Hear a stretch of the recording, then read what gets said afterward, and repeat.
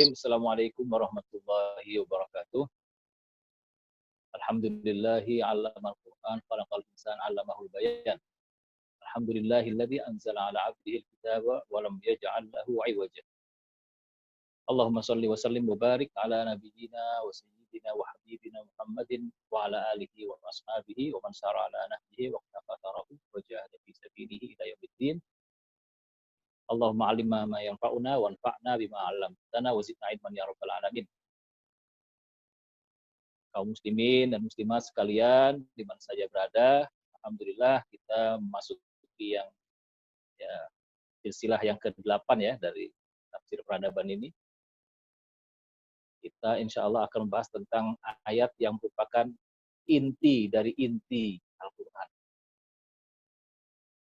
Para ulama baik salaf maupun khalaf mengatakan bahwa seluruh inti Al-Quran itu ada dalam Al-Fatihah.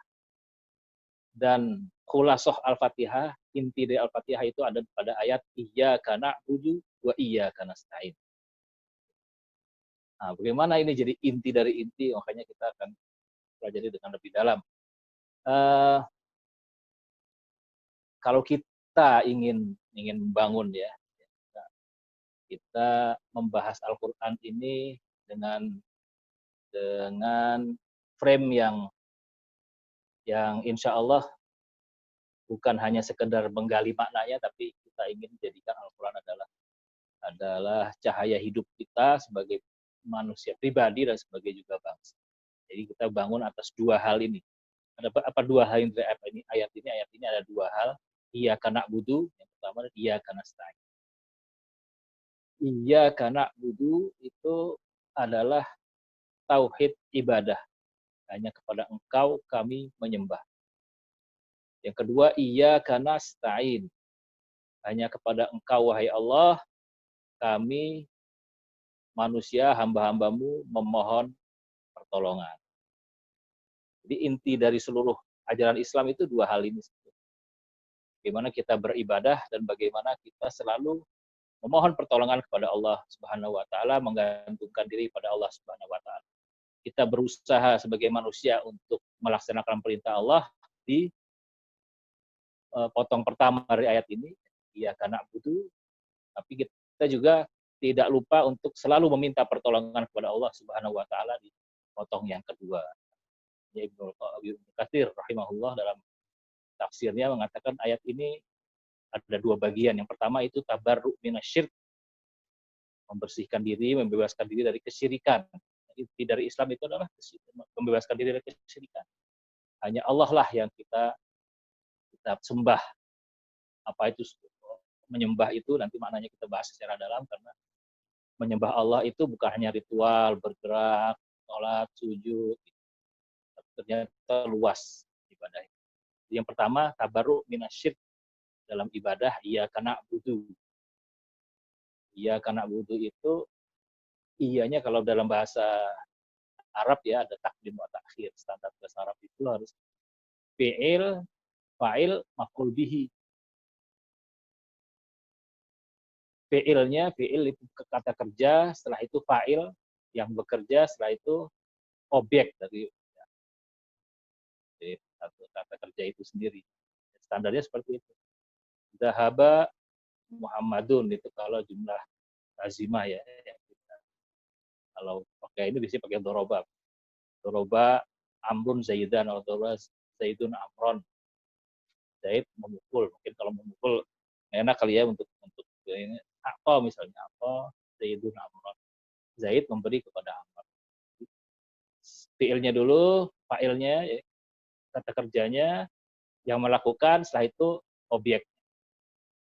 Kita kalau dalam standar jumlah dalam bahasa Arab ya, kalimat dalam bahasa Arab itu. Jadi yang terakhir itu objek. Dan hampir semua bahasa juga begitu. Saya memberi anak saya kan gitu. Jadi anaknya jadi ibu menyusui anaknya, guru mengajari muridnya, itu objek semua di terakhir, muridnya, anaknya. Tapi terkadang si objek ditaruh di depan. Nah, di sini di ayat ini objeknya taruh di depan. iyyaka na'budu. Fi'ilnya kami menyembah. Na'budu ya fi'ilnya ya na'budu ada nunnya itu nun jamaah nanti kita bahas. Pekerjaannya lalu kami yang melakukan ibadah. Ibadah kepada siapa? Kepada Allah. Tapi Allahnya, objeknya, kepadamunya itu didahulukan. Padamu kami. Ini ada dalam bahasa Arab itu kalau didahulukan objeknya itu artinya yadul alal hasar, hanya itu saja. Kalau misalnya kita, bahasanya seperti yang standar pernyataan biasa itu na'buduka, kami menyembahmu. Kalau kami menyembahmu bisa menyembah yang lain. Tapi didahulukan kepada kamu. Iya kan itu menunjukkan hasar hanya kepadamu. Bahasa Arab pakai hanya. Ibnu Hayyan ya dalam tafsir Al-Bahrul Muhit itu mengatakan iyyaka ini dhamir munfasil. Ya, harusnya domirnya di belakang, tapi didahulukan. Dia fi mahalli nasbin karena pasti didahulukan. Di takdim itu ya dulu ala hasab. Hanya kepadamu lah kami. Situ letaknya tauhid. Jadi menyembah hanya kepada Allah Subhanahu wa taala. Ya karena budu. Sama juga jumlah yang kedua, nasta'in juga gitu. Kalau biasanya nasta'inuka, ini tidak didahulukan kepadamunya dulu. Pada kamu saja wahai Allah kami menyembah. Ini suasananya udah agak berbeda nih. Masuk suasana baru lagi dari ayat dalam surat Al-Fatihah ya. Alhamdulillahirabbil alamin, kita memuji Allah.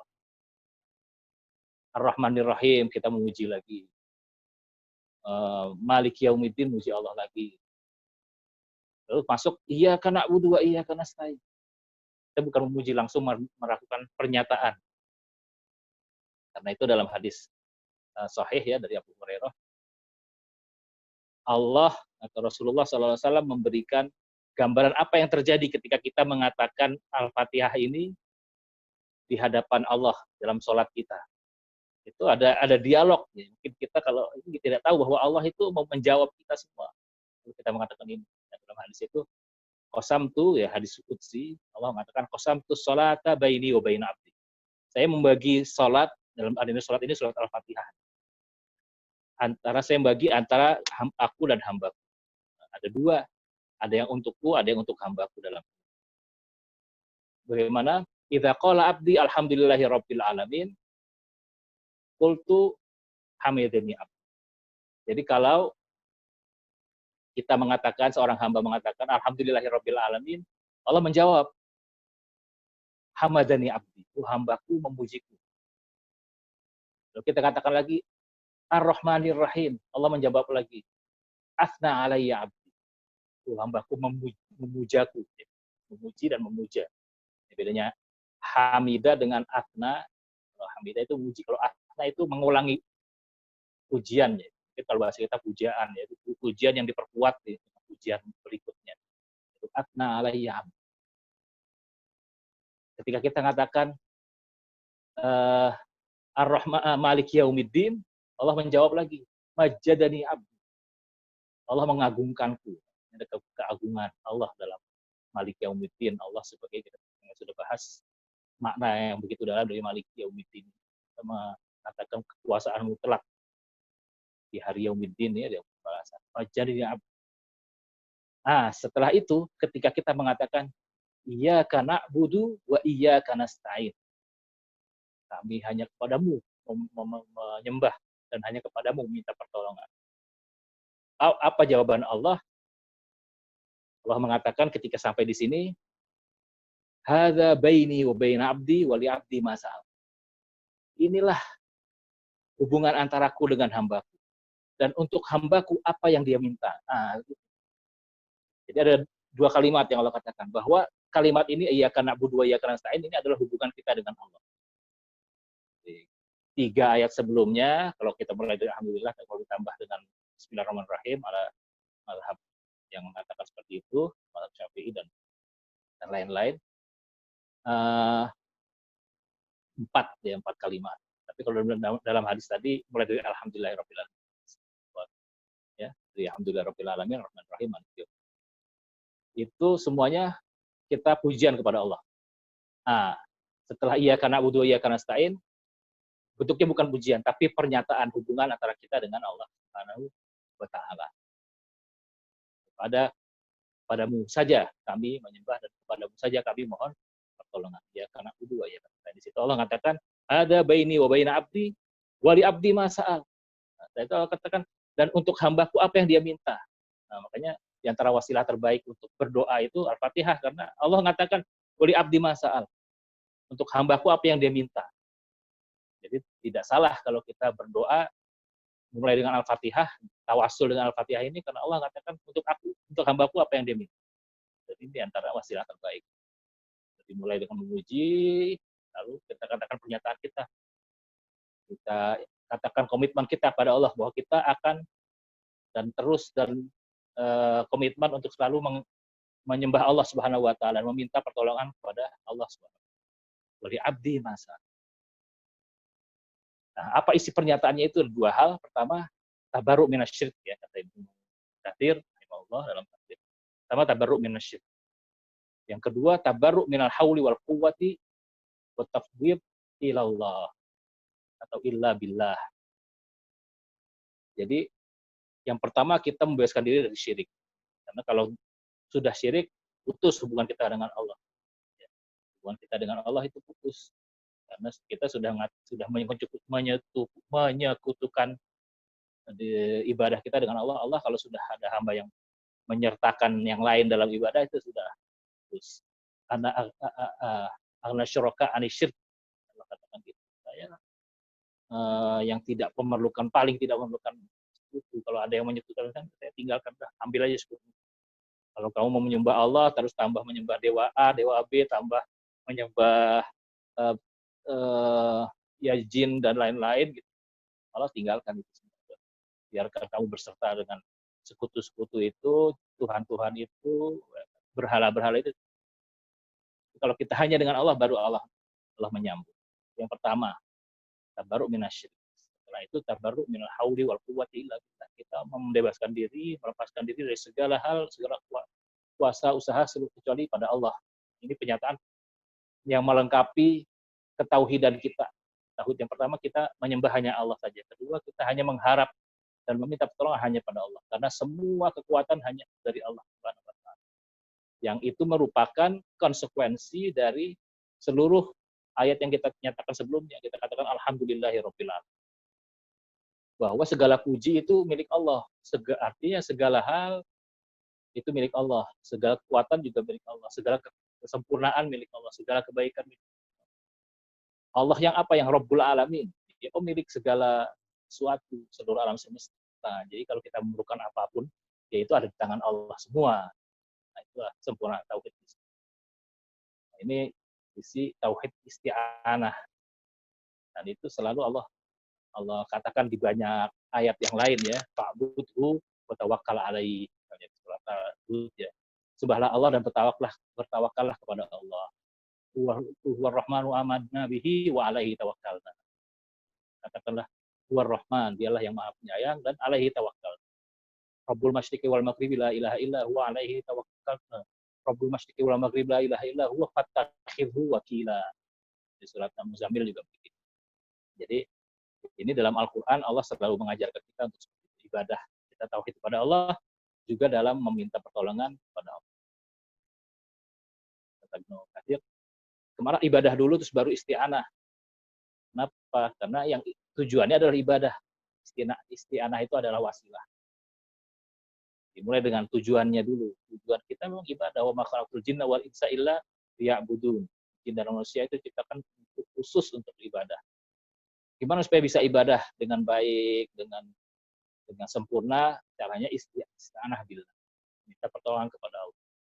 Itu wasilahnya. Ibadah itu, nah sekarang kita masuk makna ibadah. Ibadah itu apa?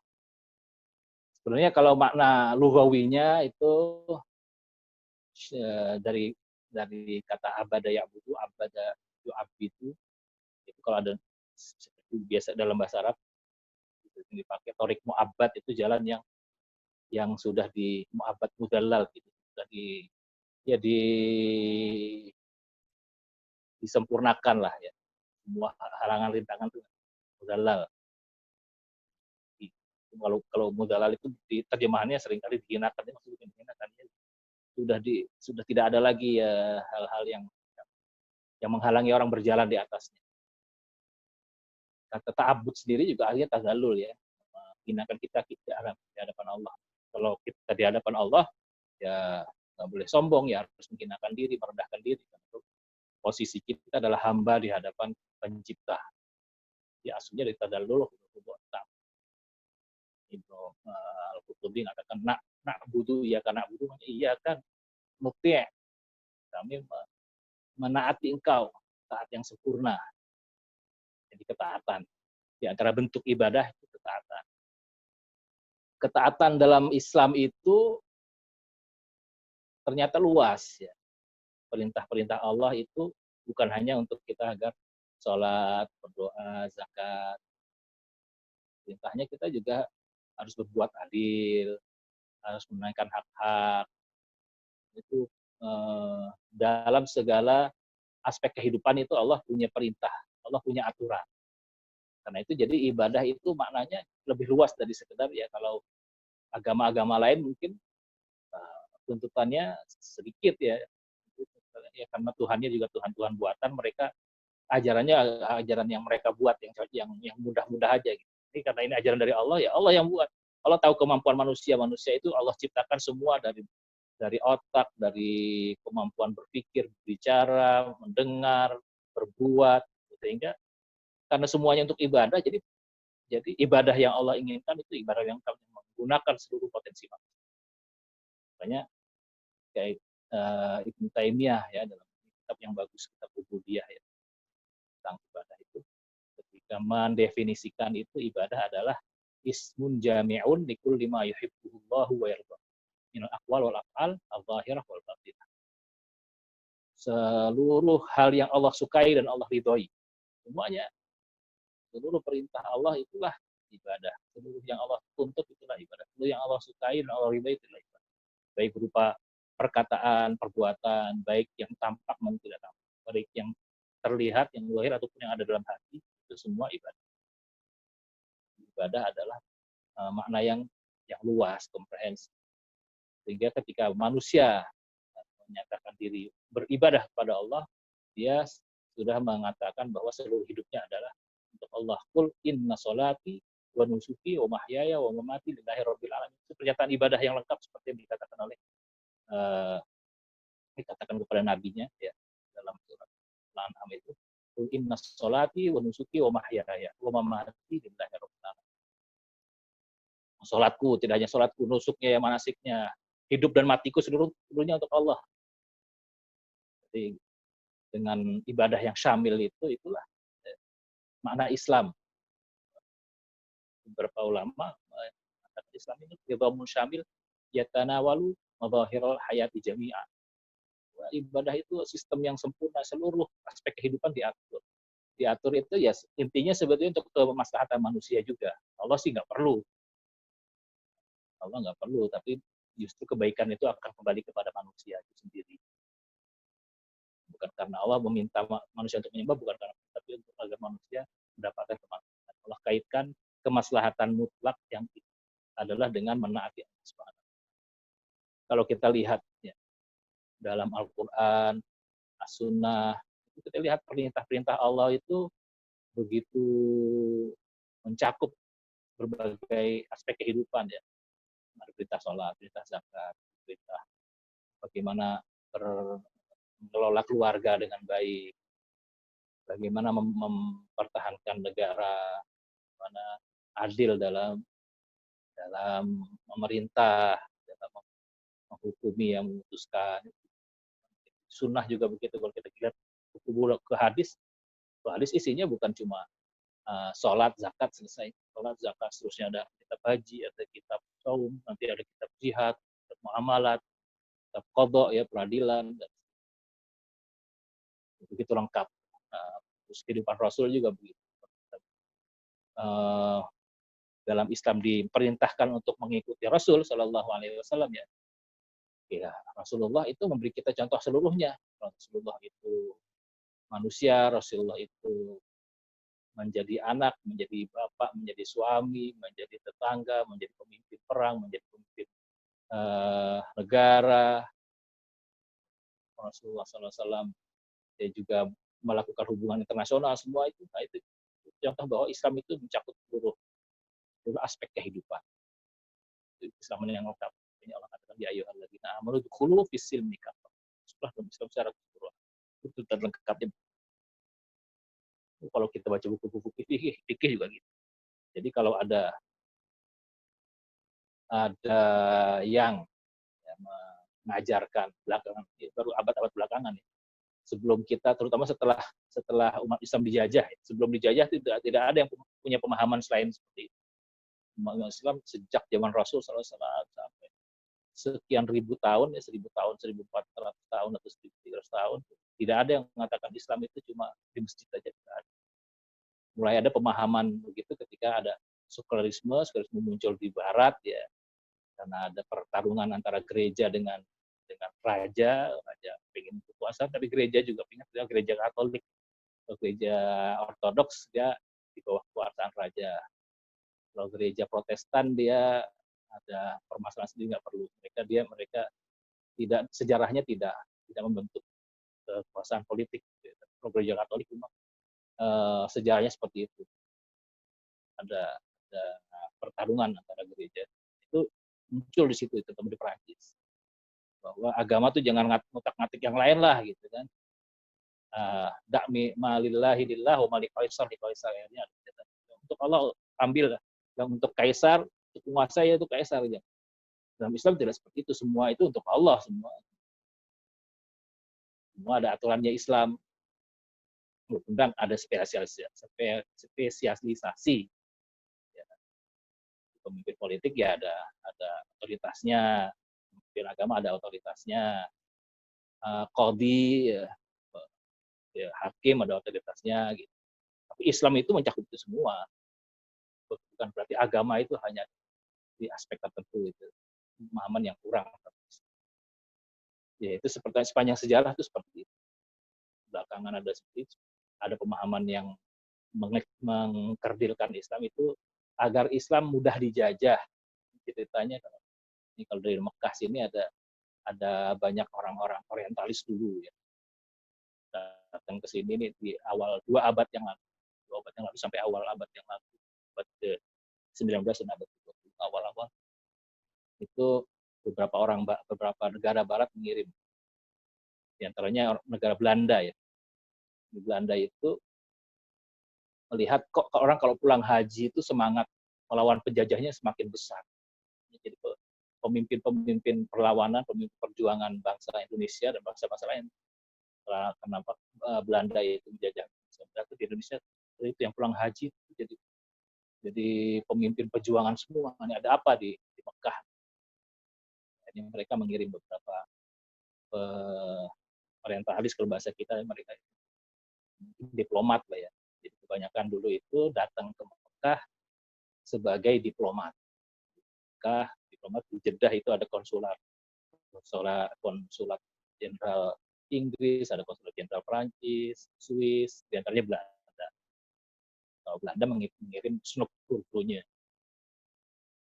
Di situ sebagai diplomat awalnya juga menyelidiki, peneliti, dan pura-pura masuk Islam dengan nama Guru Wafur. Masuk ke Mekah, karena nggak boleh masuk Mekah kalau bukan Muslim. Ya, melihat ada manfaatnya juga tuh orientalis masuk ke situ, karena ketika itu umat Islam belum punya video kamera, belum punya ya tidak bisa tahunya ya rosem itu ya dengan tangan. Kamera itu ditemukan di Barat, ketika orientalis masuk itu ya mereka memfoto-foto. Jadi foto-foto lama itu yang paling bersejarah, yang paling tua umurnya yang dibuat oleh orientalis, baik foto ataupun video ya, film-film yang dibuat. Itu manfaat kitanya ada juga. Kita manfaat untuk mereka lebih banyak, itu mereka melihat apa yang terjadi di Mekah, bagaimana persatuan umat itu bisa membangkitkan semangat perjuangan melawan penjajah. Sebelumnya pelajari Islam akhirnya diutus ke Indonesia sebagai haji kan, haji itu jadi Dia mengajarkan Islam dengan cara yang mereka inginkan. Islam tetap ada karena dihapus susah, tapi dikecilkan Islam. Jangan sampai agama yang jangan sampai menjadi agama yang mengilhami perlawanan kepada penjajah. Ya, Islam yang dibawa itu ya Islam baik, Islam bagus, membawa kedamaian. Tapi intinya adalah hanya ibadah ritual di masjid. Juga boleh ngajarin Islam, tapi jangan sampai bab jihad, janganlah. Jadi dari toharoh sampai sholat, toharoh lagi, sholat lagi, toharoh lagi. Mulai zaman itu ya, umat Islam hanya mempelajari Islam sepotong-sepotong. Ya ada kaitannya dengan penjajah. Kalau ada sekarang ada yang ingin memahamkan Islam seperti itu, yaitu warisan penjajah, bukan Islam yang asli. Nah itu iya karena budu. Kita mau iya karena budu itu ibadah yang lengkap sebagai Muslim, ya lengkap. Kita Muslim dalam masjid, Muslim ketika kerja, Muslim ketika pemerintah, Muslim ketika berpuasa, nilai-nilai keislaman itu nggak boleh hilang ya. Islam itu mengajarkan kebaikan semuanya. Kalau diterapkannya, insya Allah kehidupan kita. Kalau ada permasalahan dalam negara, berarti itu ada ajaran Islam tidak diterapkan tentang keadilan, kasih sayang, tentang ketulusan, persaudaraan dan seterusnya, persatuan, itu ajaran itu pasti ada yang kurang dalam Islam. Ketika negara itu lemah, saya sebutkan nanti tidak ya, tapi di Universitas George Washington itu ada penyelidikan unik. Ini baru kali ini, berapa puluh tahun yang lalu, tentang sejauh mana keislaman negara-negara Islam, keislaman negara-negara Islam. Itu buat penelitian ya, ini kontroversial tapi unik. Jadi dilihat keislaman negara Islam itu dari beberapa parameter tentang akuntabilitasnya, tentang transparansinya, tentang penegakan hukumnya dan seterusnya, hal yang seperti itu. Hasilnya negara yang paling Islam itu adalah New Zealand, Luxembourg, negara-negara non Muslim, tapi yang dia dilihat dari sisi pengelolaan negaranya lebih Islami. Negara Islam itu nggak tersebut tuh, sampai nomor 34 baru tersebut ada negara Islam, Malaysia. Indonesia saya lupa di nomor berapa. Ya itu ya tidak salah sama sekali, tidak benar sama sekali juga. Tidak salah sama sekali karena memang banyak ajaran Islam yang tidak diterapkan. Kita ngaku Islam tapi Islamnya tidak. Tapi menafikan dalam penelitian itu masalah ibadah akidah tidak dimasukkan dalam kategori, ya itu tidak salah. Itu bisa nomor sekian semua negara non Muslim ya karena akidah dan ibadah nggak masuk penilaian. Nah itu jadinya seperti itu. Kalau nomor satu akidah dan ibadah ya akan naik juga peringkat negara Islam. Cuma problemnya yaitu ketika kita memahami ibadah dan akidah itu hanya adalah hal-hal yang ritual. Dan kehidupan kita, korupsi itu emang ajaran Islam bukan. Kenapa jadi ada negara Islam terbesar, korupsinya besar? Ya karena Islamnya tidak ada. Makna ibadahnya masalah. Itu ketika kita korupsi, kita maksiat. Ngaku Muslim tapi korupsi. Sehingga kalau ada yang mengatakan Muslim tapi kok mendingan kafir tapi tidak korupsi daripada Muslim korupsi lah. Dia Muslim kok korupsi, ya, jadi keislamannya jadi tidak layak dia merepresentasikan seorang Muslim tak boleh. Itu dosa besar, apalagi terkait dengan hak-hak publik. Jadi seperti itu. Ya iya karena budu, ya makna ibadah itu makna yang begitu lengkap, makna yang begitu komprehensif, seluruh aspek kehidupan harus ada. Apalagi kalau terkait dengan kehidupan negara, masyarakat itu sangat vital sekali kalau kita jadi Muslim. Hanya di masjid saja, hanya sholat saja. Khusyuk di masjid, jadi orang saleh, begitu keluar, sama dengan yang lain, bahkan lebih. Ada yang orang korupsi juga, maksiat juga. Lepas hijab juga, gitu. Itu tidak sesuai dengan ajaran Islam.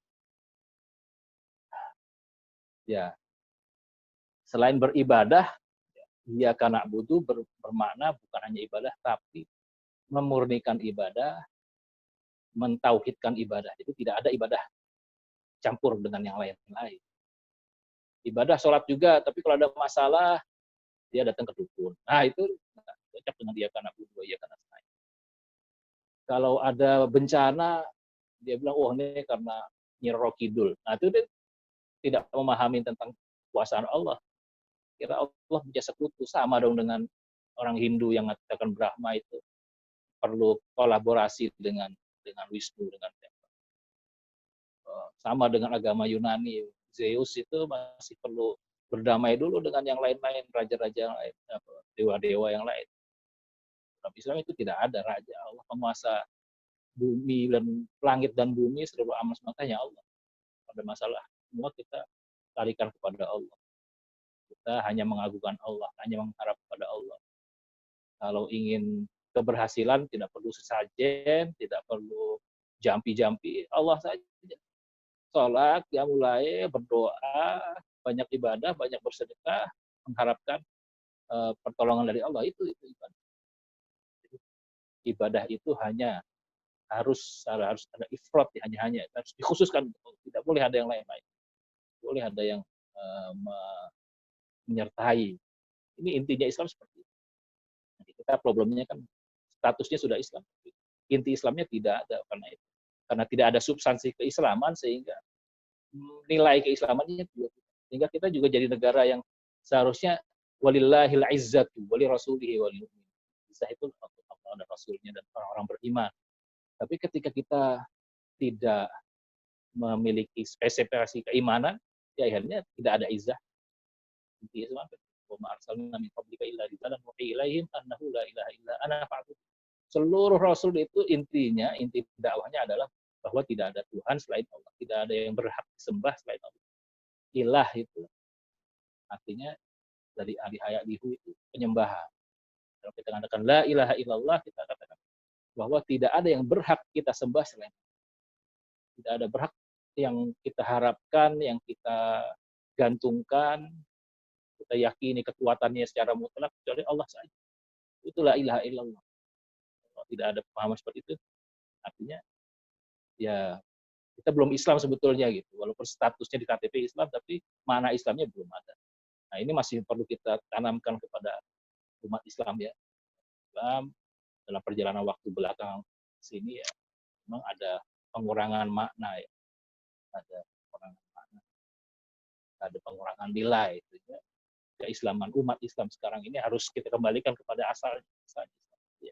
Seperti itu. Tidak boleh dia ibadah pada selain Allah, mengharap pada selain Allah. Masih banyak kan masih memuja gunung-gunung ya masih. Kalau di Gunung Bromo itu masih ada sesajen. Statusnya Muslim tapi menganggap Gunung Bromo itu masih perlu sesajen. Nah itu Muslim atau karena tidak pahaman ya di pantai selatan itu ada yang masih ada punya keyakinan Nyi Roro Kidul itu bisa punya kekuasaan. Kalau ada gempa itu wah ini ada masalah antara Nyi Roro Kidul dengan keraton Jogja itu kan serius sekali. Ya kan manusia masih punya bahkan makhluk khayalan itu masih dianggap punya kekuatan mengendalikan dunia.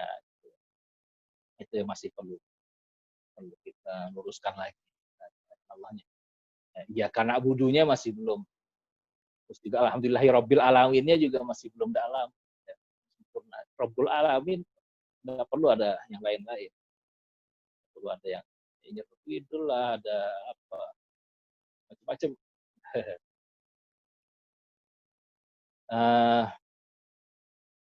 Itu makna dari keislaman kita. Islam itu adalah tauhid murni. Karena itu dan ini tidak ada toleransi nih Allah nih. Allah katakan innallaha la yaghfiru ayyushraka bihi wa yaghfiru ma duna dzalika liman yasha. Ini dosa syirik, ini dosa menyekutukan Allah, menyertakan Allah dalam ibadah. Itu tidak ada toleransinya. Kalau dia seorang melakukan syirik, Allah nggak akan ampuni. Allah katakan innallaha la yaghfiru ayyushraka bihi. Yang lain-lain masih bisa Allah ampuni. Ya, orang mungkin lupa atau ya maksiat yang lain lah gitu, Allah masih bisa ampuni. Tapi kalau syirik enggak, kecuali dia bertobat kembali bertauhid. Nah, itu kalau dia masih syirik, tapi meninggal syirik itu tidak akan Allah ampuni. Nah, ini bukan hal yang baru. Seluruh agama seperti itu, mulai dari Adam sampai Nabi Muhammad SAW. Anbiya semuanya para nabi. Bagaimana dalam hadis Imam Ahmad ya, Rasulullah SAW mengatakan al-anbiya'u ikhwatun li'allat dinuhum wahid wa ummahatuhum syatta. Bahwa seluruh para nabi itu seperti saudara seibu. Agama mereka sama, dinnya mereka sama, tauhidnya sama, ibunya lain-lain.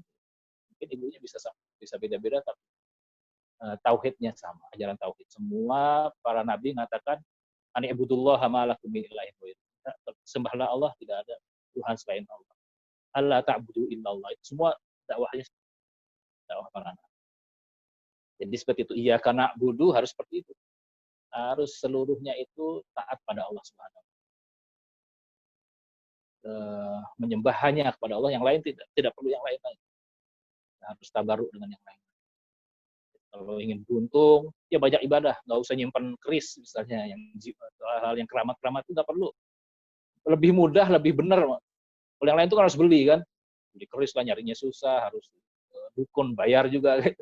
Udah bayar sesat masuk neraka lagi kalau nggak diampuni, kalau dia nggak taubat. Gitu. Kalau Allah tuh semua gratis. Allah juga mengasih kehidupan gratis gitu kan, napas gratis. Juga kalau kita berdoa gratis langsung ke Allah.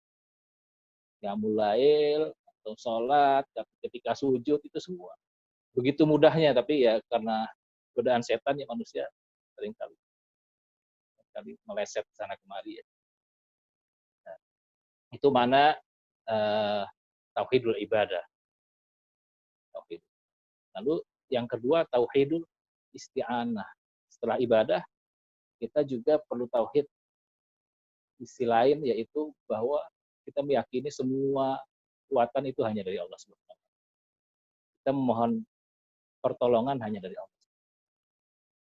Manusia itu diberi, memang dohirnya manusia diberi kekuatan, dia bisa bicara, dia bisa berpikir, dia bisa berusaha, bisa mempengaruhi, dohirnya seperti itu. Tapi intinya hakikatnya itu semua dari Allah. Yang kelihatan milik manusia itu dari Allah. Yang kelihatan, apalagi yang kelihatan bukan milik manusia, itu jelas dari Allah lagi. Jadi walaupun, jadi dua hal nih kita isti'anah, minta pertolongan kepada Allah, dalam hal yang terlihat kita mampu dan kita punya, dan hal yang sudah kelihatan kita nggak mampu. Misalnya kita memang bisa bicara, itu bisa kelihatan, walaupun itu dari Allah juga kemampuan bicara. Tapi agar pembicaraan kita dipahami orang lain, itu juga kan perlu pertolongan Allah, pertolongan dalam membuat orang lain bisa paham. Kita bisa melihat, tapi sebelum melihat, misalnya sel-sel itu kita nggak bisa kendalikan tuh sel yang ada di otak. Gimana supaya tetap berfungsi itu sel. Kita bisa bernafas nih. Jadi, nafas itu juga Allah berikan tanpa usaha kita. Begitu aja gitu. Kalau kita dibebankan untuk selalu berusaha, napas itu dengan usaha, dengan pikiran gitu. Kita pikirkan bagaimana supaya udara masuk ke hidung. Dari hidung kita harus pikirkan lagi supaya masuk ke paru-paru. Dari paru-paru kita pikirkan lagi bagaimana supaya oksigen itu bisa terpisah dari nitrogen, dari zat-zat yang lain. Setelah itu kita lagi pikirkan lagi gimana supaya masuk ke darah gitu. Luar biasa itu kalau kita dibebankan untuk ngatur itu semua, nggak sempat yang lain-lain. Mengusahakan yang lain. Itu dari Allah semua. Itu isti'anahnya di antaranya. Jadi kita tidak mungkin tanpa bantuan Allah, itu tidak mungkin. Sehingga pernyataan agar kita meminta pertolongan dari Allah itu pernyataan pengakuan semuanya itu di bawah kekuasaan Allah. Ini yang namanya taslim billah, ya, menyerahkan diri kepada Allah. Inti Islam itu artinya aslama nafsahu, aslama wajhahu lillah. Menyerahkan diri kepada Allah Subhanahu wa taala. Menyerahkan dalam arti taat ya, dari ibadah, menyerahkan dalam arti kita memasrahkan seluruh urusan kita pada Allah. Semua itu hanya Allah yang menciptakan, yang mengendalikan, hasil di tangan Allah, kemampuan semua dari Allah. Itu banyak Quran yang mengatakan itu, fa'budu wa tawakkal alaihi. alaihi tawakkalna wa alaihi tawakkalu. Nah, sehingga kita selalu terkait. Kita ke Allah dan dengan Allah. Lillah wa billah. Lillah itu untuk Allah kita beribadah, kita berusaha, kita hidup. Lillah dengan jalan Allah, dengan pertolongan Allah. Itu nikmat sekali. Muslim itu tidak jauh dari Allah, tidak terlepas dari kekuatan Allah yang maha terpuji. Ya, setelah kita membahas ya pertemuan sebelumnya betapa Allah itu maha sempurna. Sehingga ketika kita menggantungkan diri pada Allah itu kita menggantungkan pada yang maha sempurna. Selain manusia muslim dan mukmin yang imannya, Islamnya lengkap itu selalu bergantung pada hal-hal yang serba kurang. Ada yang mengandalkan pada kemampuan diri, ada yang mengandalkan pada pikirannya, ada yang mengandalkan pada ilmunya, ada yang mengandalkan pada kekayaannya. Itu semua mengandalkan pada hal-hal yang kurang dan akan fana. Di mukmin itu semua diserahkan pada Allah Subhanahu wa taala. Ini diriwayatkan dari Imam Ali radhiyallahu anhu, perkataan yang sangat bagus untuk jadi prinsip hidup. Beliau mengatakan man i'tamada 'alan nas dal wa man i'tamada 'ala malihi qal wa man i'tamada 'ala ilmihi dhal wa man i'tamada 'ala nafsihi man wa man i'tamada 'ala Allah fama dhalla wa ma qalla wa ma dhalla wa la mal. Ya, kalau mengandalkan manusia dia akan hina. Manusia itu ya nanti akan kerjakan dia, memperbudak dia. Ya, dalam posisi membutuhkan ya dia akan wa man i'tamada 'ala malihi qal. Siapa yang mengandalkan pada hartanya akan sedikit, karena harta itu terbatas bagaimanapun juga. Sekaya-kayanya orang, harta itu bukan hal yang tidak bisa dihitung. Pasti ada ujungnya. Kecil. Wa man i'tamada 'ala ilmihi dhal. Kalau hanya mengandalkan ilmunya, ilmu manusia sebanyak-banyaknya manusia punya ilmu pasti ada batasnya. Buahnya kalau kita selalu mengandalkan pada Allah itu kita akan teguh ya, tidak sedikit berubah, tidak sedikit melemah. Kita akan bisa istiqomah sampai di hari akhir, sampai di ujung jalan kehidupan kita insya Allah. Allah yang maha kekuatannya tidak habis. Ya, jadi kita akan tumakninah, tenang. Bahkan dalam kondisi sesulit apapun, kalau kita meyakini kekuasaan Allah, meyakini rahmat Allah, itu rahasianya kenapa para nabi yang begitu berat ujiannya bisa bersabar, para pejuang-pejuang ya, orang-orang soleh yang luar biasa ya kesulitannya. Sejarah banyak ya, dari Ashabul Kahfi, Ashabul Ukhdud, sahabat Nabi yang ditindas, para hawariyin, juga para ulama-ulama ya yang seluruh dunia mungkin tidak ada yang bantu dia ya, seperti Imam Ahmad, Syafi'i yang juga menghadapi kezaliman ya, khususnya orang-orang soleh masuk di negara kita ya, orang-orang soleh yang berjuang menghadapi penjajah yang senjatanya lebih, hartanya lebih, tapi dengan keimanan umat Islam bisa melawan. Kalau tauhidnya seorang itu benar ya, hanya mengandalkan pada Allah ya, insya Allah apa yang kita cita-citakan itu tercapai, karena seluruh kekuatannya dalamnya. Itu satu sisi ya, sisi bahwa kita mengandalkan kekuatan Allah, menyerahkan diri pada Allah. Lalu apakah manusia tidak perlu berusaha? Di mana tempatnya usaha kalau gitu? Apakah artinya tawakal itu ya sudah semua itu sudah Allah takdirkan kekuatannya. Oh, kita udah tinggal langkah kaki, nggak begitu.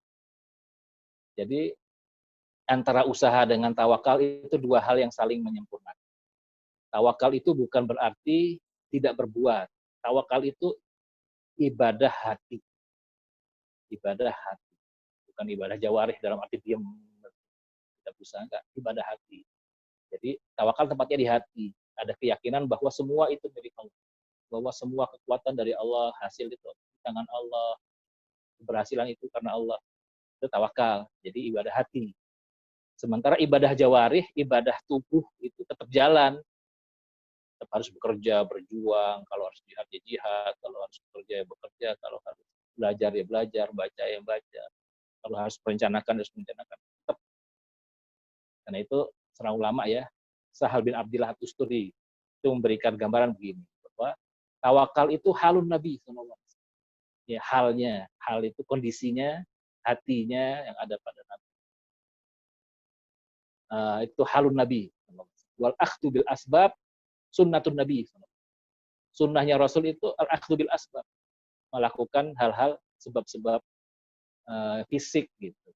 Rasulullah juga berjuang, berperang juga, merencanakan juga, bahkan terluka juga. Rasulullah nggak, misalnya duduk di mihrab gitu, berdoa aja, ya Allah tolonglah umat Islam, ngapain ada musuh, ya tolong, ya ibadah aja gitu. Dia keluar perang, pakai baju besi. Para sahabat juga begitu, mereka belajar bela diri, belajar memanah, melakukan perencanaan. Jadi usaha tetap, dan kita tetap isti'anah dalam arti mengatakan itu semua dari Allah, dan kita mengharapkan bantuan dari Allah. Tapi kita usaha tetap, di sisi usahanya. Lalu kalau gitu apa bedanya dengan yang tidak tawakal? Beda sekali. Yang tidak tawakal itu menganggap seluruh yang dia usahakan itulah yang akan menjadi penentu. Di luar itu dia tidak perhatikan. Yang tawakal tidak. Jadi yang dia usahakan itu adalah kewajiban yang dilakukan. Tapi dia tetap memerlukan bantuan Allah untuk agar yang diusahakan itu berhasil, dan agar hal-hal yang di luar yang dia usahakan itu juga menjadi berpihak kepada dia. Ada, dan sering umat Islam, orang-orang beriman itu dihadapkan pada posisi di mana hal yang dia mampu lakukan itu terlalu sedikit dibandingkan hal yang dia hadapi. Ketika itu terjadi gimana? Di situ tawakal lebih terlihat. Walaupun bukan berarti tidak ngamal. Misalnya perang Badar ya. Perang Badar itu maksimal Rasulullah SAW dengar, ini ada Abu Sufyan bawa kafilah dagang, nah ini bisa kita rebut nih, karena memang ada hak-hak umat Islam di situ. Ya, harta umat Islam kan dirampas, dan kita rampas lagi. Ya, untuk merampas harta dari kafilah perang kan nggak perlu pasukan besar, ya seadanya yang ada gitu, kita berangkatlah 300 orang. Ya, dengan yang seadanya, bukan berarti perang tuh, ya, karena memang perhitungannya seperti itu, sudah diusahakan. Tapi ditakdirkan pas Abu Sufyan, pasukan dagangnya bisa lolos. Yang datang justru dihadapi pasukannya Abu Jahal 1.000 orang. 1.000 orang dengan senjata lengkap. Sementara 300 ini niatnya bukan. Nah, dalam kondisi ini bagaimana nih? Usaha sudah sampai segitu, udah maksimalnya segitu, harus menghadapi 1.000. Itu ya belum setelah bermusyawarah dengan para sahabat, ya insya Allah, bismillah. Kalau engkau perintahkan kita perang, siap. Kalau sebagai pemimpin, ya akan sudah yang optimal seperti ini, sudah sisanya serahkan pada Allah. Gitu. Jadi usaha tetap. Ketika kurang, tapi kita harus tetap maju. Kita tidak kehilangan harapan. Kalau yang hanya mengharapkan melihat dengan sebab-sebab yang fisik yang terlihat saja, yang zahir saja, ya sudah, ini pasti kalah, udah mundur lah gitu kan. Nggak ada harapan. Ya, di sini terlihat orang yang bertawakal lebih kuat, karena dia tahu masih ada harapan, masih ada, karena Allah bisa membuka jalan di tempat lain, dan memang Allah akhirnya menurunkan malaikatnya. Dan juga kita ketika begitu bertawakal, udah, Rasulullah juga tidak misalnya perang, ya udah seadanya, bismillah tawakal, nggak pakai perencanaan juga. Ketika datang ke daerah Badar, Rasulullah memilih posisi tertentu, ya, lihat. Ada sahabat yang melihat, Rasulullah, ini posisi begini, kurang baik, coba kita atur lagi lebih baik. Bagaimana? Coba kita mundur sedikit ke daerah yang lebih tinggi, ya. Di depannya ada sumur-sumur yang di depan itu kita hancurkan semua, tinggal sisakan sumur yang ada di tempat kita. Sehingga kalau mereka datang tidak ketemu sumur. Itu pertama. Yang kedua, kita naik ke posisi lebih tinggi, kita bisa melihat. Pertama, lebih melihat mereka. Kedua, kalau ada hujan, kita tanahnya keras, mereka tanahnya becek, karena tanahnya di bawah. Dan itu benar, terjadi hujan sebelum. Jadi selain tawakal, usaha juga semaksimal yang bisa diusahakan. Itu dalam perang Badar, dan hampir seluruh Rasulullah SAW berperang, berusaha, ya, perjuangan Islam juga begitu, usaha semaksimal mungkin, Allah yang menyempurnakan. Usaha manusia bisa berlipat ganda hasilnya dengan tawakal. Makanya ketika ada pertanyaan seorang Arab Badui, orang Badui kan sederhana memahaminya. Datang kepada Nabi SAW. Datang dari kampung lah ya, mungkin bukan kampung, lebih terbelakang dari kampung kalau Badui. Kalau kampung masih ada rumah, masih ada ya pengairan. Kalau Badui itu di Badiah itu ya cuma ada kemah, ada rumput yang tumbuh karena hujan, ada hewan-hewan. Jadi mereka sederhana sekali berpikirnya. Ketika orang Baduy ini datang pada Rasulullah SAW, dia bawa onta. Tanya, ya Rasulullah, ini onta saya tinggal, saya tawakal atau saya ikat? Kata Rasulullah, enggak begitu. Iqilha wa tawakal. Ikat terus tawakal. Jadi ikatnya tetap tawakalnya, ibadah hati tawakal. Jadi seperti itu umat Islam. Jadi kita isti'anah billah itu bukan berarti kita tidak berusaha. Kita mengharapkan menyerahkan seluruh usaha pada Allah, tapi usaha kita harus maksimal. Dan itu yang membuat umat Islam terus maju terus. Ya. Sulit apapun kondisinya, orang-orang yang beriman ya itu selalu bisa maju. Kalau kita membaca sejarah perjuangan umat itu, kondisi-kondisi sulit dalam sejarah umat itu memperlihatkan kita itu dalam kondisi sulit apapun Islam tetap menang. Ketika umat Islam itu betul-betul berjuang untuk Islam. Zaman Rasul kita tahu ya, sebelum zaman Rasul ya para Hawariyin misalnya, antara Tolut dengan Jalut, bisa banyak lah ya. Itu dengan usaha yang maksimal dan tawakal yang maksimal, mereka bisa menghadapi hal-hal yang luar biasa sulitnya. Umat Islam bisa menaklukkan Andalus dengan pasukan cuma 12.000, awalnya 7.000 ditambah lagi 6.000 ya, menghadapi 60.000. Ingatkan bisa menang dalam perang Al-Quds ya, di Bakar di timur Turkiya itu begitu. 11.000 lawan 200.000 menang lagi. Perang Mohawk ya di Austria, Sulaiman Al-Qanuni menghadapi seluruh pasukan Eropa ngumpul. Kalau baiknya ya kalau ada yang menyempatkan baca perang Mohawk, orang Eropa juga menulis sejarah yang sama tuh perang. Ketika itu Sulaiman Al-Qanuni ya, raja dan Khalifah Utsmaniyah ya. Itu ya pasukan Utsmaniyah besar juga, cuma yang dihadapi jauh lebih besar. Seluruh orang Eropa ngumpul. Tapi akhirnya dengan tawakal beliau. Ini kebetulan juga ya orang-orang sekuler buat film yang memperburuk citra Sulaiman Al-Qanuni. Namanya Harun Sultan. Di Indonesia sempat disiarkan sayang. Gambarkan Sultan Utsmani itu ya suka nikah, suka dengan ya serba seks lah, padahal dia pejuang besar. Itu luar biasa. Ya, raja yang kuat dan bijaksana dan sangat mendengar ulama. Di antara ya akhirnya beliau ketika meninggal dalam keadaan berjihad di jalan Allah. Meninggal itu dia berpesan ada satu kotak ini jangan dibuka dan kalau bisa dikuburkan bersama saya. Para ulama ketika itu ada harta yang harus dikubur. Ini nggak boleh, harus semua harta raja itu harus masuk ke Baitul Mal. Coba diperiksa apa sih? Diperiksa ternyata isinya apa? Isinya itu fatwa-fatwa ulama. Jadi beliau mengatakan dia menulis semua fatwa yang diberikan ulama, yang dia tanya tentang ini bagaimana Syekh Syamsuddin, Syekh Abu Su'ud ya, Abu Su'ud yang mengarang kitab Irsyadul Aqli Salim tafsir Abu Su'ud itu rujukannya Sulaiman Al-Qanuni. Lalu kalau dia ingin membuat kebijakan selalu tanya ulama. Dia tanya itu dicatat. Nah, catatan ini dia simpan dan dia sengaja ya ketika dia meninggal itu ingin itu dikubur bersamanya untuk jadi hujah. Ketika Allah tanya misalnya, dia berharap ketika Allah bertanya, kenapa kamu buat kebijakan ini? Dia katakan, saya sudah tanya ulama. Jadi Abu Su'ud ketika melihat itu menangis. Ya, menangis luar biasa. Tahu wahai Sulaiman, sudah menyelamatkan diri. Itu contoh ya. Jadi betapa tawakal itu memberi kekuatan kepada umat. kekuatan umat itu bukan hanya kekuatan fisik mereka, kekuatan akal mereka, kehebatan, tapi karena mereka bertawakal pada Allah dan meminta pertolongan dari Allah.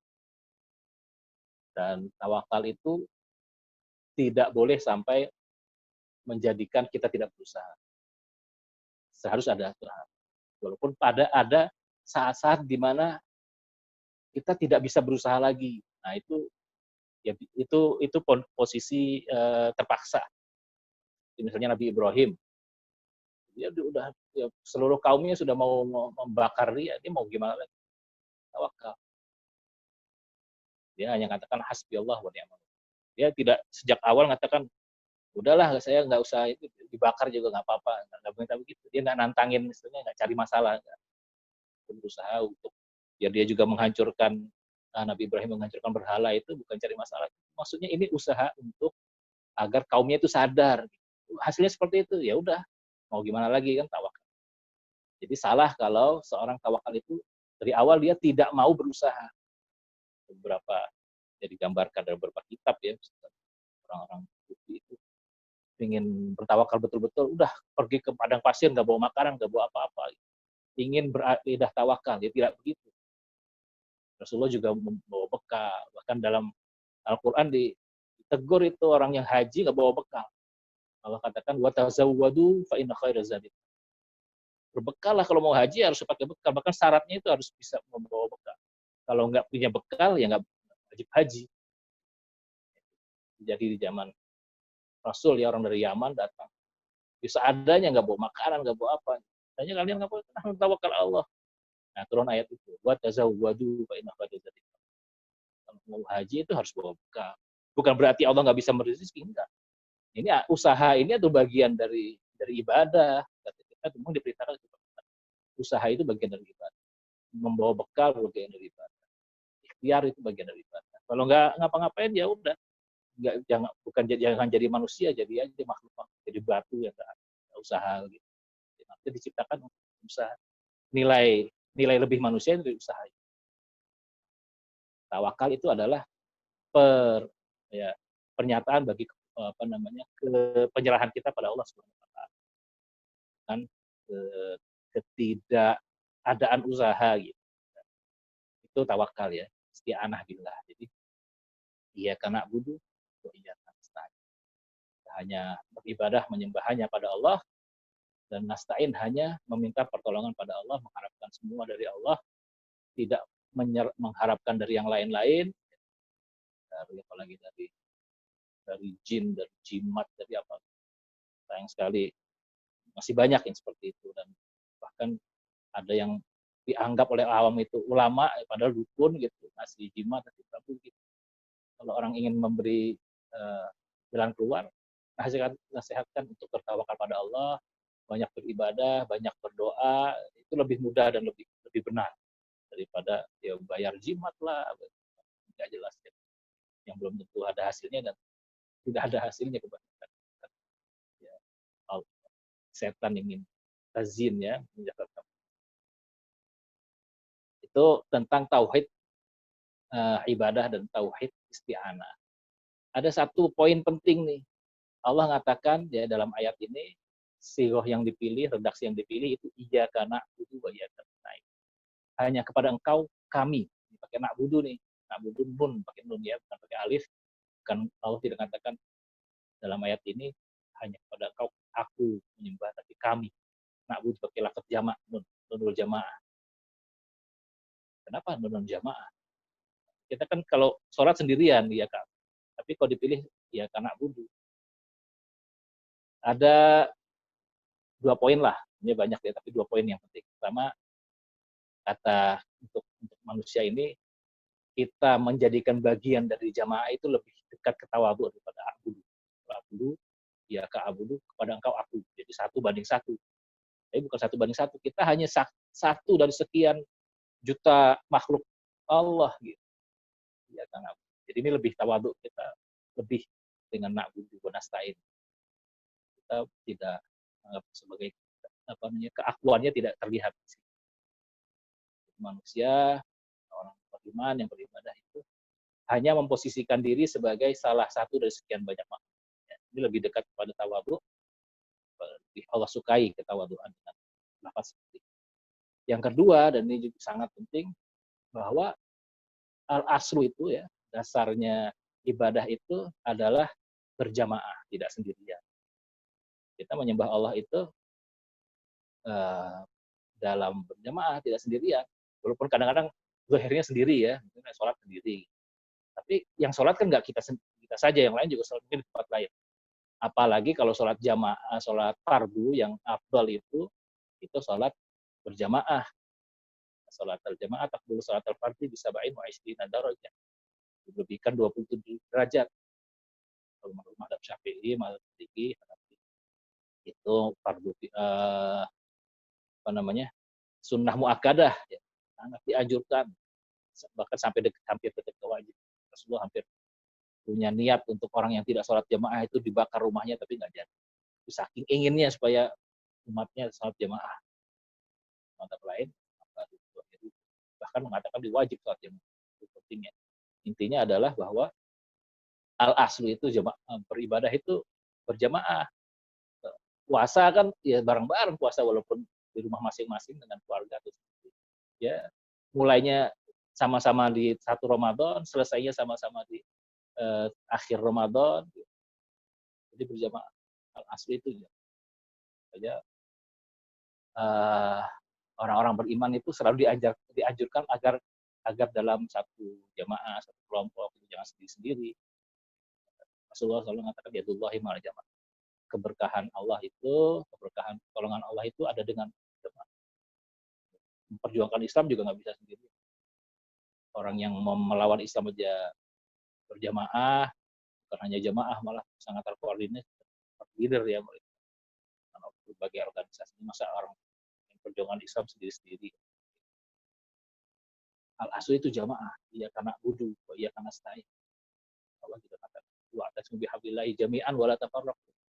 Sama-sama pegang teguh jalan Allah itu, jangan pecah belah, wa la tafarraqu.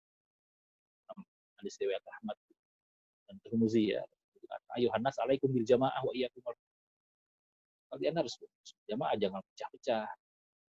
Kalau bisa ya, kalau zaman Rasul sallallahu alaihi wasallam jamaahnya satu. Jadi memang harusnya sih satu ya. Tapi kalau ya dalam perjalanan sejarah ternyata yang tadinya cuma ada satu negara itu jadi Abbasiyah, Umayyah, terus pecah lagi ada Mamlukiyah, Hamdan. Yaitu tidak sesuai dengan perintah Allah. Al-aslu itu ketika nggak bisa satu sekarang ya, masa mau disatukan udah negara banyak macam-macam.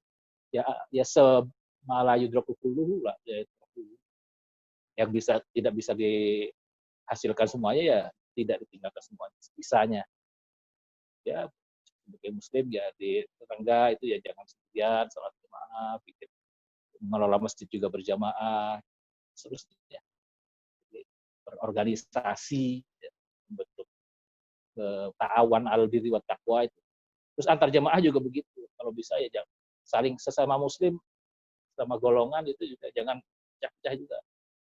Organisasi ini sebaiknya ya ada komunikasi, minimal komunikasi, ada koordinasi, jangan sampai malah saling menjatuhkan.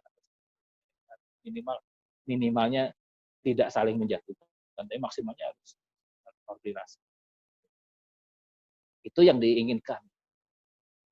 Pesannya bahkan itu bukan hanya zaman sekarang ya, zaman dulu. Syara'a lakum minad dini ma wasa bihi Nuhan walladzi auhayna di surat Asy-Syura ayat 13. Jadi seluruh nabi-nabi itu pesannya ada 2 poin saja. Dari Nabi Nuh, Nabi terusnya itu disebutkan dalam surat Asy-Syura itu. Pesannya apa? An aqimuddina wa la tatafarraqu fi. Dirikan agama, tegakkan agama dan jangan berpecah belah. Dan itu pesan-pesan yang paling bagus ya. Imam Ali radhiyallahu anhu dia mengatakan al-haqqu bila nizam yaghlibul batil bin. Kebenaran yang tidak terkoordinir itu bisa dihancurkan oleh kebatilan yang terkoordinir. Allah kan katakan al-haqqu itu wazaqal ja'al haqqu wa zaqal batil innal batila kana zahuqa. Kalau datang pada kebatilan itu mesti kebatilan hancur dengan kebenaran. Ya bil haqqi fa yatbaghu fa idza huwa zahir. ayat-ayat itu mesti kebenaran menang. Imam Ali ini mengasih satu rumusan lagi. Iya, kalau kebenaran itu sendiri-sendiri menghadapi kebatilan yang terkoordinir dengan baik, yang menang yang baik. Jadi jangan karena merasa benar sendiri ya udah akan menang. Kalau dia merasa benar sendiri, lalu dia berpisah atau dia bermusuhan dengan sesama orang-orang beriman, ya dia tidak layak mendapat pertolongan. Itu yang usaha untuk tidak memecah belah barisan kaum muslim. Dan itu yang terjadi ya, kenapa umat Islam kalah, karena pecah belah. Belanda itu sedikit, Belanda itu cuma berapa juta. Ya zaman dulu waktu di ini mungkin nggak sampai sekarang 200 juta ya, tapi yang jelas kita itu lebih banyak dari Belanda. Tapi kenapa Belanda yang menang? Karena umat Islamnya pecah-pecah sendiri-sendiri. Belanda itu nggak menghadapi bangsa Indonesia ketika belum ada waktu itu. Ada kerajaan. Banten sendiri, Demak sendiri, Mataram sendiri, beberapa saya sendiri, Malaka sendiri. Ya Belanda datang nggak sekaligus kita hadapi bareng-bareng, nggak juga. Datang pura-pura ke Selat Sunda, dagang akhirnya menguasain gini. Terus Sultan Ageng kita, saya paham, oh ini Belanda mau jajah, dia lawan.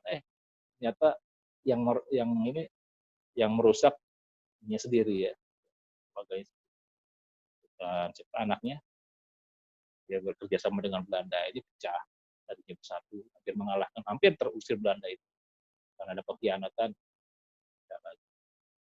Semua begitu. Lawan di Ponorogo juga begitu. Di Ponorogo itu tidak bisa dikalahkan oleh Belanda. Bisa kalahnya setelah apa? Setelah Belanda itu bicara dengan yang lain-lain, raja-raja kecil itu. Kamu kalau mau jadi kerajaan saya kasih deh, tapi jangan bela Ponorogo, bahkan bantu kita. Nah, walaupun yang benar itu umat Islam, bangsa Indonesia yang benar, tapi bangsa pecah-pecah. Belanda sendiri itu bersatu, bahkan bisa mecah kita. Itu Divide et Impera kalau bahasa Yunaninya, Latinnya, pecah terus kuasai. Nah ini penting. Jadi kita katakan kenapa nak butuh iya karena butuh, kita itu sebagai orang yang beriman itu jangan sampai terpecah. Dan ini kalau umat Islam pecah itu yang senang setan. Di antara usaha setan itu bukan hanya menyesatkan umat Islam atau menyesatkan manusia, tapi juga yang sudah tidak sesat, dipecah belah itu pesta setan. Ya dalam hadis riwayat Muslim ya, Rasulullah katakan setelah Rasulullah menang, Rasulullah katakan inna syaitana qad ayisa ayyubada fi jaziratil arab au ayyabudahul musallun fi jaziratil arab walakin fit tahrishi bainahum. Kata Rasulullah SAW, setan itu udah nggak ada harapan lagi bisa disembah oleh orang-orang yang Muslim di sini, di Jazirah Arab. Tapi setan masih punya harapan untuk merusak hubungan antara mereka. Setan nggak putus asa. Ya orang kalau sudah bagus Islam, sholat, bagus, memahami Islam dengan baik, setan masih punya peluang. Gimana? Ini orang-orang yang sudah bagus, sholat, mau berjuang, nah dibikin masalah. Yang ini mengatakan, oh, lebih bagus yang pakai basmalah. Enggak, adanya ini yang soheh itu enggak pakai basmalah, alhamdulillah. Wah, ini perang. Padahal dua-duanya sama-sama baca Al-Quran, sama-sama sholat. Nah, ini masalah-masalah lama lah ya, masalah bunut dan sebagainya. Udah sama-sama sholat, tapi perang sama mereka. Itu setan itu senang. Nah, itu jangan sampai. Ya, ini juga diingatkan secara tersirat ya dengan dia, karena kita beribadah pada Allah berjamaah, bersatu, tidak pecah. Di antara prestasi setan itu yang juga disebut yang jadi tujuan sihir itu yufarriqu bainal mar'i wa zawji. Setan itu dianggap ya, kita kan sudah sebut ya ketika bicara tentang isti'adah ya Indonesia. Di antara prestasi yang disenangi iblis itu kalau ada pasukan yang bisa memisahkan seorang dengan istrinya. Tadinya bersatu dalam satu keluarga, dibikin masalah, akhirnya cerai, pisah. Itu senang. Dan itu sama juga kalau kaum muslimin tuh sudah jadi gabung satu organisasi bagus kerjasama, tapi ada persaingan gini, akhirnya pecah, akhirnya saling menjelekkan. Wah itu senang sekali setan. Senang sekali. Silahkan aja kamu ya berislam ibadah gitu. Tapi kalau Kalau sesama kamu nanti berantem, itu keislamannya bisa rontok. Nah, makanya Rasulullah katakan, "Iyyakum wa fasadu dzatil bain." Iyyakum wa fasadu dzatil bain. Hati-hati dengan rusaknya hubungan. Fa innaha hiyal haliqah. Karena kerusakan hubungan itu bisa mencukur. Kata Rasulullah, mencukur apa? La aqulu yahliqu sya'ar walakin yahkum din. Itu mencukur agama kita tercukur habis. Jadi botak agama kita istilahnya ya. Jadi rontok lah. Katanya mungkin dia agama kita, tapi kalau hubungan yang nggak baik, pertengkar terus, itu seolah-olah kita tercukur agama kita. Entah apa yang tersisa dari agama. Ya, hati-hati dengan perpecahan, yang sampai kita mendukung perpecahan dengan alasan macam-macam lah, banyak alasan. Jangan sampai perpecahan itu terjadi. Ya, itu kita sudah sekian poin ya, poin tentang ibadah, makna ibadah, tentang pentingnya tauhid ibadah, tentang isti'anah, tentang pentingnya beristi'anah ya, pertolongan pada Allah, terus juga berjamaah ya karena berdua. Nah, dalam konteks sejarah peradaban ya, kita penting juga untuk mengaitkan lagi dengan tauhid ini adalah bagian yang sebetulnya sudah ada sejak awal peradaban umat manusia ya. Tapi kalau ada yang baca sejarah, sejarah itu dalam ya, sejarah yang ditulis manusia itu ada dua macam. Dalam macam yang pertama ditulis oleh ulama-ulama itu disebut tentang tauhid. Ada terus dari awal. Ada macam yang kedua yang tidak disebut. Nah, sejarah yang ditulis umat Islam yang diawali oleh Imam Tobari, terus lebih sempurna ditambah Imam Ibnu Katsir, Zahabi dan seterusnya. Itu metodenya hampir sama, yaitu mengandalkan riwayat. Riwayatnya terutama yang paling utama adalah dari Al-Quran, As-Sunnah, terus riwayat-riwayat lain. Kalau dalam sejarah yang ditulis ini ya, sejarah tarikhnya Imam Tobari ya, tarikh Imam Al-Muluk, kalau Ibnu Katsir Al-Bidayah wa Nihayah, tarikhul Islamnya Zahabi, Al-Kamul fi Tarikh Ibnu Katsir, sama semua, sumbernya sama, itu dimulai sejarah dari Nabi Adam. Nabi Adam itu ya awalnya tauhid.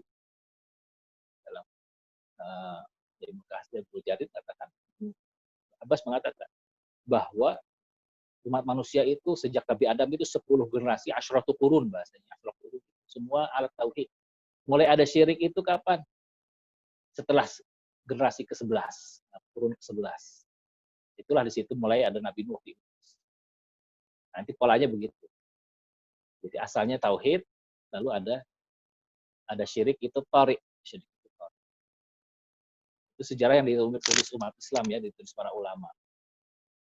Tapi ada sejarah yang ditulis orang lain yang tidak bersumber dari wahyu, tidak bersumber dari hadis, dari riwayat, tapi dari hal-hal yang sifatnya empiris. Yang mungkin kalau untuk zaman sekarang, kitab sejarah tertua itu ditulis oleh Herodotus, orang Yunani. Ya, nulis dari apa yang dia lihat. Yunani kita tahu Yunani bukan Muslim ya. Sejarah yang ditulis orang Barat juga seperti itu. Mereka mengandalkan riwayat-riwayat yang, atau bukan riwayat sih ya, dari peninggalan-peninggalan sejarah. Ada yang peninggalan yang tertulis ya, dalam berbagai bentuk, ada juga peninggalan mereka tafsirkan, ada gambar-gambar di goa, ada gambar di piramid dan seterusnya. Ini dua pola ini kalau kita baca secara terpisah seolah-olah nggak ketemu. Ini adalah tempatnya tauhid dalam sejarah peradaban. Seolah kalau baca dua itu dua hal yang berbeda. Kenapa ini harus dibandingkan agar kita bisa mengisi kedua, kita kaitkan itu harus nyambung. Karena kenapa? Karena hal-hal empiris itu bukan hal yang harus kita ingkari. Allah mengatakan usiru fil ardi fanzuru kaifa kana aqibatul ladzina kafaru. Harus lihat kaifa kana aqibatul mukadzibin. Itu banyak dalam Al-Qur'an memerintahkan melihat sejarah itu. Tapi ketika kita lihat sejarah-sejarah yang ditulis berdasarkan penemuan empiris itu tidak terkait dengan Allah, tidak terkait dengan agama, itu kita harus isi. Dan jangan sampai tidak nyambung. Kita memahami sejarah Yunani, sejarah Romawi, sejarah Cina, sejarah peradaban di pegunungan Indus ya, Aztec. Kok kita tidak temukan ada. Terus kita bicara sejarah Indonesia lagi kan, sejarah pra-Islam, ada animisme, dinamisme, gimana adanya tauhid. Nah, gimana kita menempatkan hal itu? Pertama, kebenaran Al-Quran itu mutlak. Jadi itu harus jadi sumber. Kita bisa memahami perjalanan sejarah manusia itu dari kebenaran mutlak. Terus kedua, hal-hal yang ada yang tidak bertentangan dengan Al-Quran, tidak bertentangan dengan Sunnah itu perlu untuk kita pahami juga. Perlu untuk kita terima sebagai ya pelengkap lah. Walaupun sebetulnya kalau membaca Al-Quran saja sudah cukup. Tapi ketika kita berdialog nanti, ketika kita berinteraksi dengan ilmu-ilmu lain, dengan ilmuwan lain, dengan dunia lain, jangan jadi karena kita tidak mengerti, itu nggak nyambung. Mereka bicara di Wadin, mereka bicara di Minang Utara, kita bicara tentang selatan. Mereka ke bawah, kita ke atas. Jadi dalam membangun peradaban itu, semua itu harus integral. Seluruh sumber-sumber kehidupan itu, sumber-sumber pengetahuan harus kita kaitkan. Karena itu kita ibarat ya membangun itu kan kita nggak boleh ngambang, itu harus ada berjalan di atas bumi, menginjak bumi. Nggak ada bahasa membumikan Al-Quran. Itu pemahaman kita tentang kebenaran, tentang tauhid itu harus menginjak di atas bumi. Untuk membangun masa depan, kita harus mengetahui masa lalu, karena pengetahuan tentang masa lalu itu memberikan pengetahuan tentang pola-pola yang akan terjadi di masa depan. Jadi seperti itu. Nah, jadi kalau itu kita kaitkan ya, seluruh informasi sejarah itu, ada hal-hal yang menarik begini. Kalau sejarah umat Islam, ya dari Nabi Adam nih, umat secara umum ya, bukan umat Islam, umat Nabi Muhammad, tapi Adam kan umat Islam juga, menyembah Allah. Itu sejarahnya sampai sejarah Nabi Muhammad SAW yang ditulis para ulama itu tidak ada tanggalnya. Karena tanggal itu baru mulai kalau umat Islam setelah hijrah Nabi SAW. Itu baru mulai tanggal 1 Hijriah, 2 Hijriah. Sebelumnya gimana? Nabi Rasulullah lahir aja di tahun Fil, Amul Fil, tahun gajah. Tahun gajah itu berapa ya? Tinggal dikurangin dari 40 tahun min 40 tahun sebelum Hijriah. Setelahnya gitu. Kapan Nabi Nuh dibangkitkan? Tidak ada. Riwayatnya ada, tapi tanggalnya enggak. Sedangkan sejarah yang ditulis oleh ya selain sumber-sumber itu ya, mulai dari Herodotus sejarah yang ditulis di Mesir kuno dan itu mereka sudah punya tanggal karena mereka peradabannya sudah mulai duluan. Sejarah tertulis itu ada yang mengatakan 3.000 tahun, 3.500 tahun sebelum Masehi. Bahkan kalau orang Kristen ya, orang Masehi, orang Barat itu sudah memulai penanggalan sejak awal Masehi. Awal Masehi itu ya sebetulnya tidak persis Masehi itu tahun lahirnya Isa Al-Masih. Ada yang mengatakan sebetulnya itu 4 tahun sebelum lahirnya. Tapi penanggalan Masehi sudah ada. Itu setengah Masehi kan sekitar 570-an tahun ya sebelum Rasulullah SAW. Jadi mereka dari pandangan dari mulai lahirnya Nabi Isa Al-Masih. Makanya sekarang kalau kita temukan sumber-sumber di Barat, dan kebanyakan ahli sejarah selain orang Barat merujuknya ke sana. Tanggalnya penanggalannya Masehi, setelah Masehi dan sebelum Masehi. Bahkan tentang sejarah-sejarah sebelumnya ya, sejarah Mesopotamia, sejarah Mesir itu tanggalkan sebelum Masehi. Para nabi-nabi sebelum Nabi Muhammad SAW ya adanya di sebelum Masehi. Karena antara Rasul dengan Nabi Isa itu tidak ada nabi. Jadi Rasul SAW sampai ya, sekitar 500-an tahun penanggalan. Jadi kalau untuk memahami nabi-nabi sebelumnya, kita bisa melengkapi gambaran kita dengan mengkaitkan Nabi Ibrahim kapan lahir. Jadi, tapi walaupun semuanya sifatnya perkiraan, kita bisa mendapatkan gambaran. Nabi Nuh misalnya ada yang memperkirakan Nabi Nuh itu, bukan Nabi Nuh, Nabi Nuh. Ya ada sih yang berusaha ya, saya belum dapat informasinya.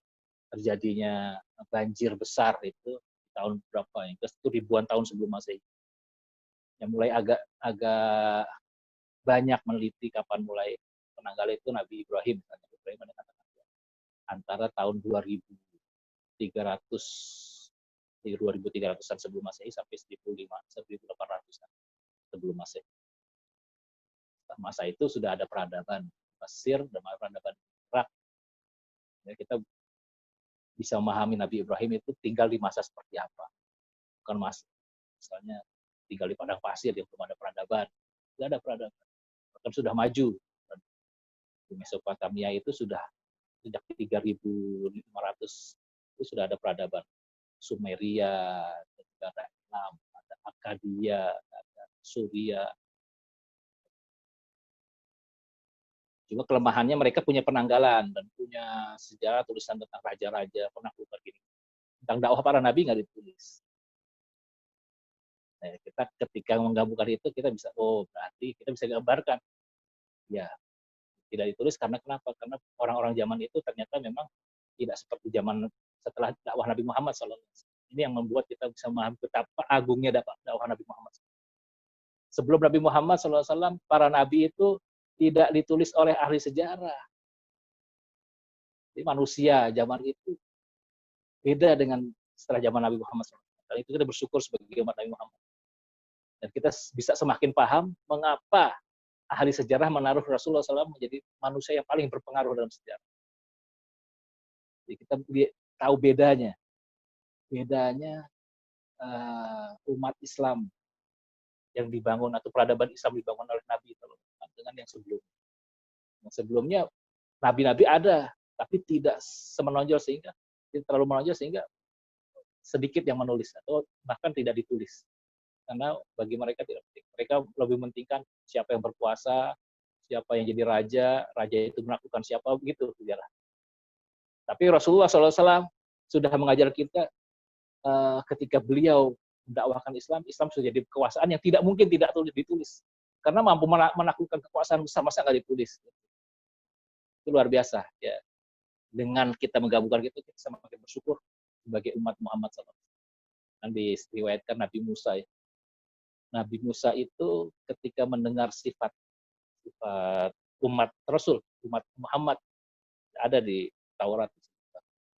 Bahwa anajiluhum fi sudurihim, bahwa kitab sucinya itu dihafal oleh mereka. Banyak sifat. Tarahum fi wujuhim bukaan sujud. Min athari sujud. Banyak sifat-sifat seperti itu. Sampai Nabi Musa berdoa, ya Allah jadikan saya termasuk umat Muhammad. Saking bagusnya sifatnya disebutkan dalam kitab sebelumnya. Ini membangkitkan apa rasa percaya diri kita sebagai pengikut Nabi Muhammad, pengikut umat Muhammad yang berhasil membangun peradaban dengan begitu menonjol. Bukan berarti sebelumnya tidak ada. Nanti kita kalau ada waktu ya kita akan sebutkan asar tauhid dalam sejarah-sejarah sebelumnya ada. Tidak seperti asar tauhid ya, peninggalan tauhid di dakwah Nabi Muhammad. Dakwah Muhammad itu tauhidnya sangat menonjol, tidak bisa. Jadi kekuatan nomor 1 di dunia. Setelah Rasulullah meninggal, Khulafaur Rasyidin, kekuatan nomor 1 kekuatan umat Islam. Dan itu belum pernah terjadi di sejarah umat sebelumnya. Itu betapa agungnya Nabi Muhammad SAW. Lagi ini kita semua ya bersyukur. Ya, terima kasih kepada Allah menjadi umat Nabi Muhammad. Kekuasaan yang paling menonjol sebelum Nabi SAW itu ada kekuasaan Nabi Daud dan Nabi Sulaiman. Itu disebut dalam Al-Quran. Nabi Sulaiman bisa menaklukkan jin, bisa memahami bahasa burung, bahasa hewan, menaklukkan angin. Nabi Daud dia bisa melembutkan besi ya. Itu zaman Nabi Daud, Nabi Sulaiman. Tapi ketika kita membaca sejarah sejarah sebelum Masehi, para ahli sejarah itu memperkirakan Nabi Daud dan Nabi Sulaiman. Nabi Daud itu hidup di abad ke 10 sebelum 10 atau 9, kata 9 dan 10 sebelum Masehi. Itu memang pernah ada kerajaan namanya kerajaan Israel Raya ya di daerah Palestina. Nah, ahli sejarah melihat asarnya ya peninggalannya memang ada dan tidak besar. Walaupun dalam Al-Quran terus diriwayat di Bidayah wa Nihayah disebutkan sampai Masyriq wal Maghrib. Tidak disebut Masyriqnya sampai batas apa, Maghrib sampai batas apa. Dan sayangnya riwayat sejarah yang sebelum Rasul itu semua riwayat Israiliyat yang tidak bisa kita pastikan kebenaran. Kalau sejarah empiriknya, bukti empiriknya yang baru yang diakui oleh mereka sendiri ya, orang Nasrani. Ya, kekuasaan mereka ya sekitar sekarang Israel yang sekarang ya, dari laut Mediterania sampai sungai Yordan itu. Bahkan Gaza juga tidak masuk peta. Sekarang kebetulan Gaza juga tidak bisa mereka kuasai. Memang dulunya juga Gaza itu tidak bisa. Nabi Daud nggak masuk ke situ kalau yang menurut riwayat sejarah mereka ya, Allah alam kebenarannya. Tapi memang artinya apa kalau kita bandingkan dengan prestasi umat Muhammad ya, sekali lagi kita bersyukur menjadi umat yang mewarisi peradaban yang besar. Dan kita bisa tahu bedanya apa kita sudah Allah mudahkan untuk bisa melanjutkan perjalanan umat ini. Banyak sebenarnya seperti Nabi Yusuf. Yusuf itu juga termasuk nabi yang berperan dalam kekuasaan, walaupun tidak jadi raja Mesir, tapi dia mendapat kekuasaan untuk mengatur perbendaharaan kerajaan Mesir yang ketika itu peradaban paling maju. Itu juga ketauhidannya ada, tapi akhirnya dilupakan oleh kaum ya bangsa Mesir ya. Setelah beliau meninggal ya dilupakan lagi, walaupun dia Nabi Yusuf berdakwah mulai dari penjara sampai jadi menteri keuangan, atau jadi dulu istilah dulu ya wazir itu ya orang nomor 2 langsung, orang nomor 2 dari raja itu. Walaupun di Al-Quran pakai istilahnya Aziz Misr, kuasa. Ada lagi poin-poin sejarah yang berbeda dengan yang lain, itu kaum Yunus. Al-Quran juga menyebutkan kaum Yunus. Kaum Yunus ini disebut juga dalam sejarah, kotanya juga disebut kota Ninawa sejak dulu, banyak kejadian di situ. Yang unik begini, kalau Allah menyebutkan di surat Yunus, falaula ya falaula kanat qaryatun amanat fanafaha imanuha illa qauma Yunus lamma amanu kasyafna anhum adzabil khizyi fil hayatid dunya wa mata'na fil Allah mengatakan kok tidak ada ya kampung itu yang seperti Nabi kaumnya Yunus. Mereka beriman secara kolektif, lalu diangkat azab karena keimanan itu. Jadi sebelum kaum Yunus dan setelahnya sampai Nabi Muhammad ya, gitu ya. Atau yes, yang jelas di zaman itu dan sampai sebelum itu, umat manusia itu cenderung secara kolektif lebih banyak yang menentang agama. Kecuali kaum Yunus. Kaum Yunus itu awalnya menentang tapi tobat bareng-bareng. Tobat. Bahkan sebelum Nabi Yunus meninggalkan, tapi Nabi Yunus terburu-buru meninggal, makanya ditegur. Ini kota yang tinggal Nabi Yunus itu dalam sirah disebut namanya kota Ninawa. Ninawa itu nama dari dulu sampai sekarang masih Ninawa ada. Kota Musil, Irak Utara. Ini kota yang penting, penanggaran sejarahnya banyak. Kerajaan, terutama peradaban Asuriah di situ banyak. Cukup panjang sejarahnya. Tapi yang Allah sebut itu ketaubatan mereka. Ini terus juga yang ya mungkin nanti kita masuk pertanyaan aja ya, panjang kita. Ada yang penting juga tentang sejarah, dalam sejarah itu yang disebut yang dari surat Al-Kahfi itu Dzulqarnain. Disebut kekuasaannya sampai dari timur dan barat bisa menaklukkan ini. Ya mungkin nanti kita ketika masuk surat Al-Kahfi lebih banyak. Yang jelas itu ada poin-poin atau masa-masa dalam sejarah manusia itu yang yang berbeda, yang istimewa, yang istimewa. Itu dalam Al-Quran disebutkan namanya, tapi para ulama akhirnya cari ini Dzulqarnain misalnya, ini kapan, siapa? Katakan, ini skandal Dzulqarnain, Alexander the Great dari Makedonia, tapi itu tidak tepat, walaupun Rozi itu mengatakan, tapi lihat dari sifatnya, nggak nyambung. Dia musyrik, dia pengikut Aristoteles. Kalau Ibnu Asyur mengatakan ini Raja Cina, bukan lihat sifatnya disebut. Kalau dilihat lagi, Raja Cina itu nggak membangun bandungan dari besi, dari batu bata biasa. Terakhir yang agak mendekati sifatnya itu lama belakangan, Abu Zahroh mengutip dari Zadah, Abu Kalam Zadah, seorang ulama Indonesia. Dzulqarnain itu Raja Cirus dari Persia. Setelah saya baca sejarahnya, banyak juga yang mirip. Pertama, peninggalannya ada, gambarnya itu, peninggalan patungnya itu memang ada Dzulqarnain tadi punya 2 tanduk, memang gambar 2 tanduk, dan itu peninggalannya itu ribuan tahun sebelum Quran turun. Ya, itu baru belakangan ditemukan, kok persis sama, ada 2 tanduk. Dari sifatnya juga pergerakannya sama. Kalau Iskandar Dzulqarnain atau Alexander the Great itu kan bergerak ke selatan, lalu ke timur, ke barat, terus yang lain-lain gitu, ada yang Akhtatu nggak. Jadi Dzulqarnain, Sirus ini memang perluasannya ke barat, ke timur, persis. Jadi lihat dari sejarahnya, ya Sirus ini yang membebaskan Bani Israel dari penindasan Nebukadnezar. Jadi menegakkan keadilan di sebelah baratnya, bisa.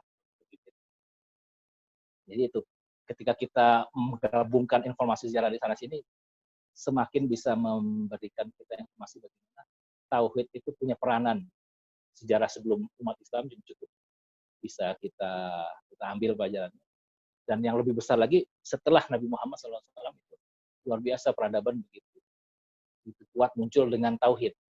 Ya kita memohon pada Allah Subhanahu Wa Taala, mudah-mudahan Allah mudahkan kita untuk bisa seluruh ajarannya, ya, tahun ibadah isti'anah, dan bisa berimplikasi pada pembangunan peradaban umat, peradaban bangsa ini, ya, semuanya atas taufik dari Allah.